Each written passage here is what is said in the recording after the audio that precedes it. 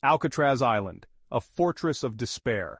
This infamous island, often referred to as the Rock, stands as a symbol of isolation and hopelessness. For years it housed some of the most notorious criminals in American history, serving as a maximum security federal prison from 1934 to 1963.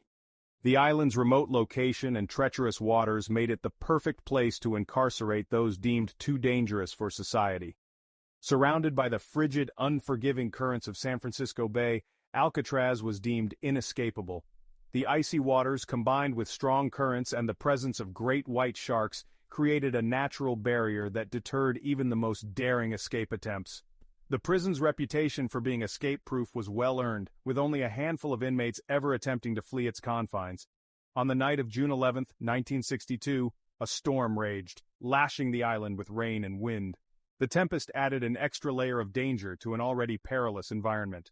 The howling winds and torrential downpour seemed to conspire with the prison's defenses, making any thought of escape appear even more foolhardy.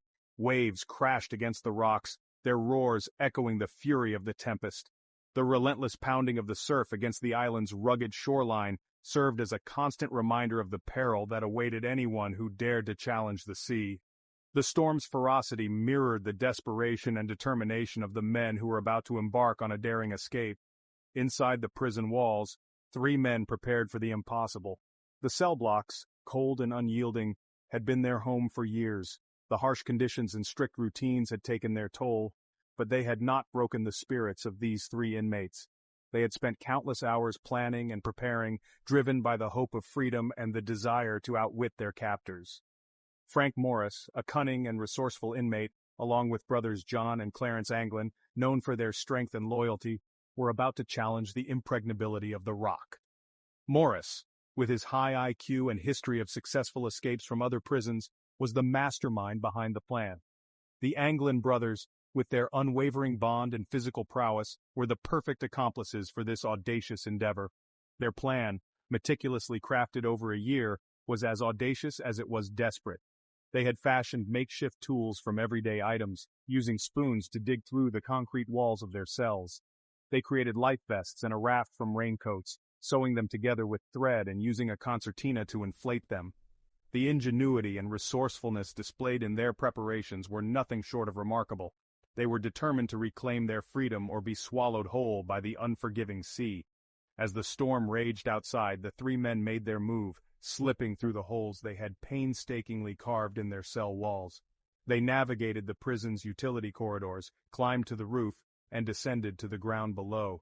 With the storm as their cover, they launched their makeshift raft into the turbulent waters, hoping against hope that their daring escape would lead them to freedom and not to a watery grave. Frank Morris, a man of considerable intellect, had arrived at Alcatraz in 1960. Known for his sharp mind and quick thinking, Frank had a reputation that preceded him. His arrival at the infamous prison was not just another transfer, it was the beginning of a daring chapter in the history of Alcatraz. His criminal record, though extensive, paled in comparison to the sheer audacity of his escape plan. Frank had been in and out of various institutions, each time learning more about the weaknesses in the prison systems. His record included bank robberies, burglaries, and even a few successful escapes from lesser prisons. But Alcatraz was different. It was known as the Rock, the most secure prison of its time, designed to be inescapable. Yet Frank saw it as the ultimate challenge. He found allies in the Anglin brothers, John and Clarence, hardened men with a strong bond of brotherhood and a shared yearning for freedom. The Anglin brothers were no strangers to the criminal world either. They had grown up together, committing petty crimes that eventually escalated to more serious offenses. Their bond was unbreakable, and their shared experiences made them the perfect partners for Frank's audacious plan. Together, they formed a trio that would go down in history. Their plan was audacious, relying on meticulous planning and a healthy dose of luck. They spent countless hours discussing every detail, knowing that one small mistake could mean the difference between freedom and a lifetime behind bars. The trio meticulously studied the prison's layout, observed the guards' routines, and identified the weak points in the prison's security. They knew that their plan had to be flawless. They would exploit a weakness in the prison's structure, the ventilation ducts leading out of their cells.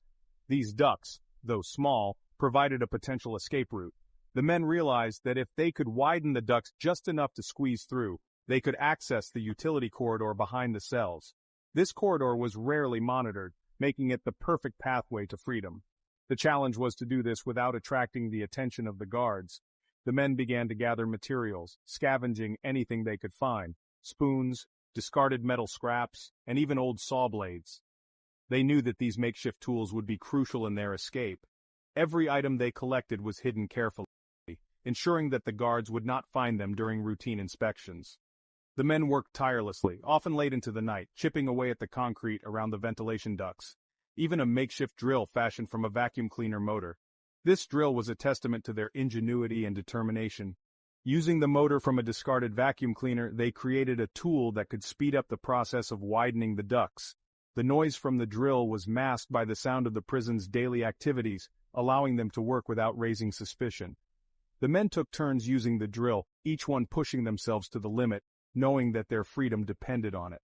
As the days turned into weeks, their progress was slow, but steady. The men communicated through whispers and coded messages, ensuring that their plan remained a secret. They knew that the guards were always watching, and any sign of unusual activity could lead to their plan being discovered. Despite the constant threat of being caught, the trio remained focused and determined. Their plan also involved creating decoys to buy them more time once they escaped their cells. Using a mixture of soap, toilet paper, and paint, they crafted lifelike dummy heads. These heads, complete with hair collected from the prison barbershop, would be placed in their beds to give the illusion that they were still asleep. This would hopefully delay the guards' realization that they were missing, giving them a crucial head start. The final part of their plan was to navigate the treacherous waters surrounding Alcatraz. They constructed a makeshift raft and life vests from raincoats, stitching them together with thread and sealing the seams with heat. The raft was hidden in the utility corridor, ready for the night of their escape. The men knew that the cold, strong currents of the San Francisco Bay would be their final obstacle, but they were prepared to face it head-on. On the night of June 11, 1962, everything was in place. The men made their way through the widened ducts, into the utility corridor, and up to the roof of the prison. From there, they descended to the ground and made their way to the shore. They inflated their raft and set off into the dark waters, leaving Alcatraz behind. Their fate remains a mystery, but their plan, their determination, and their audacity have become the stuff of legend. The trio worked tirelessly, their clandestine activities masked by the cover of darkness. Every night, as the prison fell into a restless slumber, they would begin their covert operations. The dim light barely illuminated their determined faces, but it was enough for them to see the task at hand. They moved with a quiet urgency, knowing that any sound could betray their efforts. The shadows became their allies, concealing their movements from the ever-watchful eyes of the guards, and the din of prison life. The constant noise of the cell block provided a perfect cover for their activities. The clanging of metal doors, the shouts of other inmates, and the general commotion of prison life created a chaotic symphony that masked the sounds of their chiseling and crafting. It was within this cacophony that they found their rhythm, working in sync to achieve their goal. They chiseled away at the concrete around the ventilation grills in their cells, patiently widening the openings night after night. Each stroke of their makeshift tools brought them one step closer to freedom. The concrete was tough, but their resolve was tougher. They had to be meticulous, ensuring that the noise was minimal and the progress steady. The ventilation grills, once a symbol of their confinement, were slowly being transformed into gateways to their escape. Using discarded raincoats and cement dust, they fashioned makeshift life jackets and even a raft to navigate the treacherous waters. The raincoats, once discarded as useless, became invaluable resources in their hands. They sewed and stitched with precision, turning the raincoats into buoyant life jackets. The cement dust, a byproduct of their chiseling, was used to reinforce their raft, making it sturdy enough to withstand the currents. Their resourcefulness was remarkable, turning everyday items into tools of survival. Their ingenuity knew no bounds. They crafted tools from whatever they could find, inventing devices that would aid in their escape. Each tool was a testament to their creativity and determination. They meticulously planned every detail, leaving nothing to chance. Their escape plan was a masterpiece of ingenuity, a blend of careful planning and bold execution.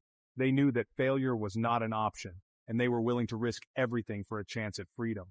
They created lifelike dummy heads, complete with real hair, to deceive the guards during nightly head counts. The dummy heads were works of art, crafted with painstaking detail to resemble the trio. They used materials from their surroundings, including soap, toilet paper, and real hair collected from the prison barber. These dummy heads were placed in their beds, giving the illusion that they were asleep. This clever ruse bought them precious time, allowing them to work undetected. The guards, fooled by the lifelike dummies, never suspected a thing. The trio's ingenuity and determination were their greatest assets, driving them towards their ultimate goal of freedom. As the months passed, the pressure mounted. The constant fear of discovery weighed heavily on them. The guards grew suspicious of the trio's activities, noticing the missing materials and the strange sounds emanating from their cells. Yet the inmates remained undeterred. They knew time was running out, and their resolve solidified with each passing day. The stormy night they had chosen for their escape was fast approaching, bringing with it a mixture of trepidation and exhilaration.